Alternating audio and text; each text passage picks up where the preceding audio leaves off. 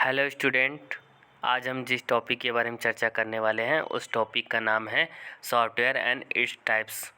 यह computer science subject के chapter number 1 का एक टॉपिक है जिसके बारे में हम डिस्कस करेंगे। वैसे तो सॉफ्टवेयर के बारे में बहुत सारी चीज़ें बताई गई हैं, लेकिन यहाँ हम सॉफ्टवेयर के टाइप्स और उनके टाइप्स को अच्छे से डीपली डिस्कस करेंगे।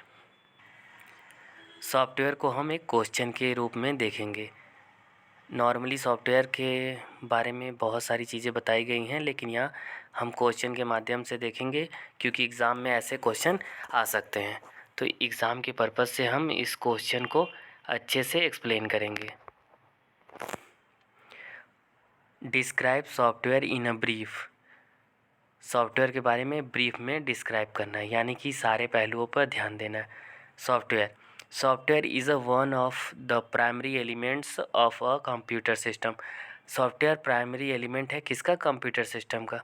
कंप्यूटर सिस्टम का यह एक प्राइमरी एलिमेंट है जिसके बिना हार्डवेयर की कोई रिक्वायरमेंट नहीं होगी, यानी कि बिना सॉफ्टवेयर के हार्डवेयर का कोई वजूद नहीं होगा और बिना हार्डवेयर के सॉफ्टवेयर का कोई वजूद नहीं होगा, यानी दोनों एक दूसरे के लिए बहुत ज़रूरी हैं। It is a set of computer programs and procedure. यह सेट है यानी कलेक्शन है किसका? कंप्यूटर प्रोग्राम्स एंड प्रोसीजर का कलेक्शन है और हम इसे सॉफ्टवेयर बोलते हैं। नॉर्मल शब्दों में हम कह सकते हैं कि non touchable part of computer. Computer के जिस पार्ट को हम टच नहीं कर सकते हैं उसे हम सॉफ्टवेयर कैसे कह सकते हैं, या फिर हम ये बोल सकते हैं collection of the many programs and procedure is called a software, यानी सॉफ्टवेयर प्रोग्राम्स के कलेक्शन को कहते हैं। सॉफ्टवेयर को क्लासिफाइड किया गया है 3 कैटेगरीज़ में और हम तीनों कैटेगरीज़ को बारी बारी अच्छे से डिस्कस करेंगे। सबसे पहला है सिस्टम सॉफ्टवेयर, दूसरा है यूटिलिटी सॉफ्टवेयर, तीसरा है एप्लीकेशन सॉफ्टवेयर। तो आइए चलिए हम सिस्टम सॉफ्टवेयर के बारे में चर्चा करते हैं। System software is a programmes that directly interact with the hardware. System software एक ऐसा प्रोग्राम है जो कि डायरेक्टली इंटरेक्ट करता है हार्डवेयर से, यानी हार्डवेयर से डायरेक्ट जुड़ता है, जिसके माध्यम से यूज़र हार्डवेयर से कनेक्ट हो पाता है या फिर उसको इंस्ट्रक्शन प्रोवाइड कर सकता है। For example, when a files is stored यानी सेव ही कहते हैं, saved on disk, the system software send the required instruction to perform this task. System software की मदद से ही इस टास्क को परफॉर्म किया जाता है, यानी कि जब भी हम किसी फाइल को हार्ड डिस्क या पेन ड्राइव या मेमोरी कहीं भी सेव करना चाहेंगे तो सिस्टम सॉफ्टवेयर की मदद से ही इंस्ट्रक्शन को प्रोवाइड किया जाएगा, जिसकी मदद से यह स्टोर हो सकेगा। The system software is written by computer. System software को कंप्यूटर के लिए ही लिखा जाता है स्पेशली तरीके से। जो लोग इसको लिखते हैं यानी जो प्रोग्रामर्स इसको लिखते हैं वो प्रोफेशनल होते हैं और उन्हें सिस्टम प्रोग्रामर भी कहा जाता है। सिस्टम सॉफ्टवेयर 2 टाइप के होते हैं, पहला है ट्रांसलेटर, दूसरा है ऑपरेटिंग सिस्टम। तो हम यहाँ ट्रांसलेटर के बारे में पढ़ेंगे। Translators. Instructions given to a computer in any language have to be translated into machine code for the computer systems to execute the instruction. This work of translation is done by a translator. जैसा कि translator में बताया जा रहा है कि आप किसी भी हाई लेवल लैंग्वेज में जब भी इंस्ट्रक्शन प्रोवाइड करते हैं तो वह मशीन कोड लैंग्वेज में चेंज हो जाती है, यानी कि यहाँ पे जानने वाली बात ये है कि हाई लेवल लैंग्वेज यानी कि वो लैंग्वेज जो यूज़र समझ सकता है। यूज़र जिस लैंग्वेज को अंडरस्टैंड कर सकते हैं वो हाई लेवल लैंग्वेज है और यूज़र जिस लैंग्वेज को समझ नहीं सकते वो लो लेवल लैंग्वेज है। लो लेवल लैंग्वेज का एग्ज़ाम्पल बाइनरी कोड्स है। बाइनरी नंबर्स जिनको बोले जाते हैं 0-1 के फॉर्म में जो रहते हैं वो लो लेवल लैंग्वेज है, जिसको हम दूसरे शब्दों में मशीन कोड भी कहते हैं।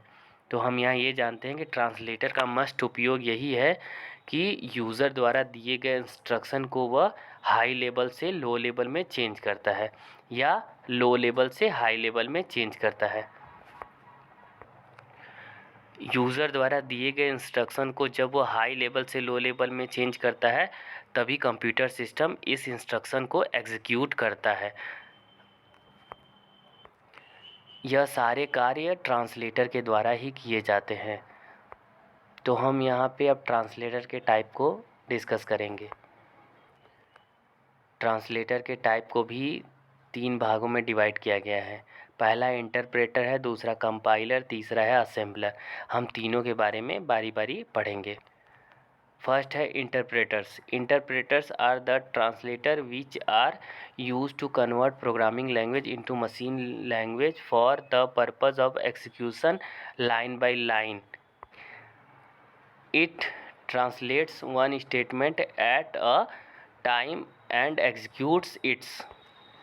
जैसा कि इंटरप्रेटर में यहाँ बताया जा रहा है कि यह हाई लेवल लैंग्वेज को, यानी जो लैंग्वेज यूज़र समझ सकता है उस लैंग्वेज को, यानी जिसको हम प्रोग्रामिंग लैंग्वेज ही बोल सकते हैं, प्रोग्रामिंग लैंग्वेज को हम मशीन लेवल लैंग्वेज में चेंज करते हैं फॉर द एग्जीक्यूशन, यानी कि प्रोग्राम को रन कराने के लिए या एग्जीक्यूट कराने के लिए किया जाता है, वो भी लाइन टू लाइन। इंटरप्रेटर का वर्क होता है एक लाइन को एक बार में इंटरप्रेट करके एग्जीक्यूट करना। वह हाई लेवल को एक लाइन लिखे गए प्रोग्रामिंग लैंग्वेज को लो लेवल में यानी मशीन लेवल लैंग्वेज में कन्वर्ट करता है और उसको एग्जीक्यूट करता है, और यह लिखे गए प्रोसीजर या प्रोग्राम लैंग्वेज की सभी लाइनों के साथ ऐसे ही करता है। यह एक बार में एक ही लाइन को ट्रांसलेट करके एग्जीक्यूट करता है। अगला है compilers.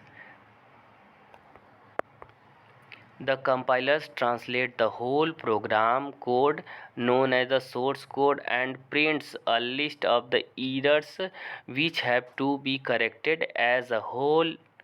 Once the program is error free, the executable code is generated। Compiler की ख़ास बात यह है कि वह लिखे गए पूरे होल प्रोग्राम, यानी कि जितने भी प्रोग्रामिंग लैंग्वेज के कोड्स दिए गए हैं सभी कोड को वह एक साथ प्रिंट कर देगा, यानी कि एक साथ चेंज करेगा या ट्रांसलेट करेगा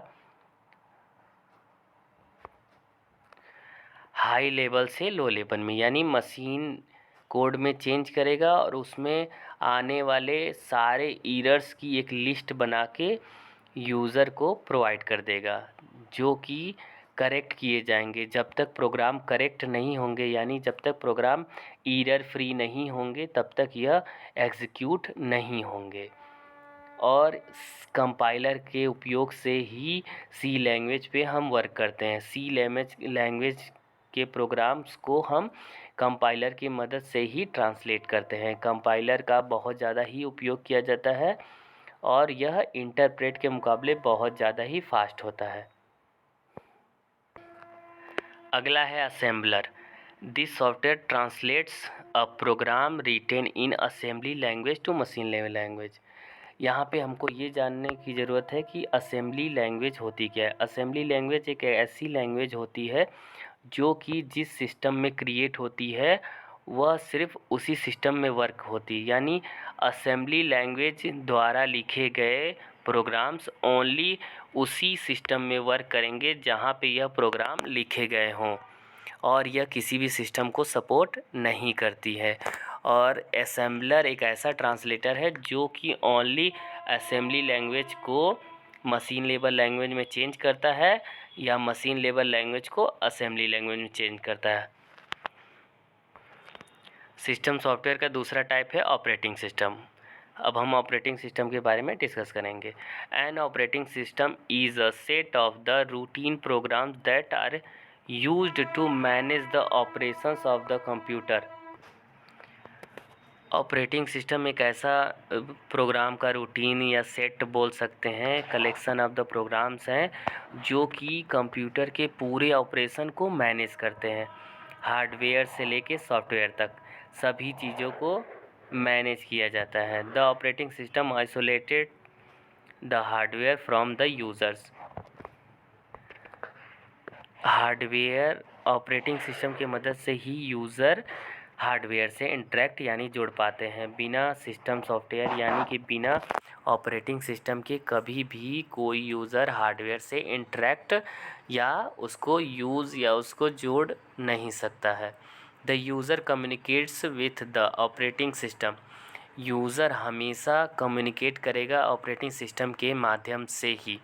supply applications program and the data that are in a language and format acceptable to the operating system and receive outputs। User द्वारा ऑपरेटिंग सिस्टम को कम्युनिकेट किया जाता है या फिर एप्लीकेशन सॉफ्टवेयर के माध्यम से। एप्लीकेशन सॉफ्टवेयर के माध्यम से कम्युनिकेट करने पे हम यूज़र द्वारा दिए गए डेटा या इंस्ट्रक्शन को हाई लेवल लैंग्वेज में दिया जाता है, जिसको कि वह लो लेवल लैंग्वेज में कन्वर्ट करके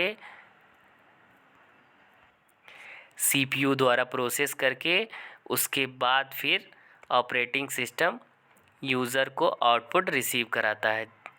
यानी कि सिंपल लैंग्वेज में हम समझ सकते हैं इंफॉर्मेशन प्रोसेस आउटपुट या फिर इनपुट प्रोसेस आउटपुट या फिर डेटा प्रोसेस इंफॉर्मेशन। यानी कि अगर इंस्ट्रक्शन में डेटा देते हैं तो हम उस डेटा के कलेक्शन को रिसीव करेंगे। उस रिज़ल्ट में जो भी दिखाया जाएगा वो डेटा का कलेक्शन होगा यानी इंफॉर्मेशन। यहाँ पे बहुत सारे ऑपरेटिंग सिस्टम दिए गए हैं जो कि बहुत पॉपुलर हैं। इसमें से DOS, Windows 90, window 98, window NT, Linux, Unix, XP, Windows, ऐसे ही बहुत सारे ऑपरेटिंग सिस्टम का इस्तेमाल किया गया है और ये बहुत ज़्यादा ही पॉपुलर हुए हैं। प्रेजेंट टाइम जिस सॉफ्टवेयर को यहाँ यूज़ किया जा रहा है वह विंडो 11 है। जैसा कि यहाँ पे ऑपरेटिंग सिस्टम टाइप के मेंशन नहीं किया गया है, लेकिन हम इसके बारे में डिस्कस कर सकते हैं। ऑपरेटिंग सिस्टम 7 टाइप्स होते हैं। सभी टाइप को आसानी से यूज़र के हिसाब से ही डिज़ाइन किया गया है। यह सारे ऑपरेटिंग सिस्टम यूज़र फ्रेंडली होते हैं। यूज़र अपनी ज़रूरत के हिसाब से कोई भी ऑपरेटिंग सिस्टम यूज़ कर सकता है।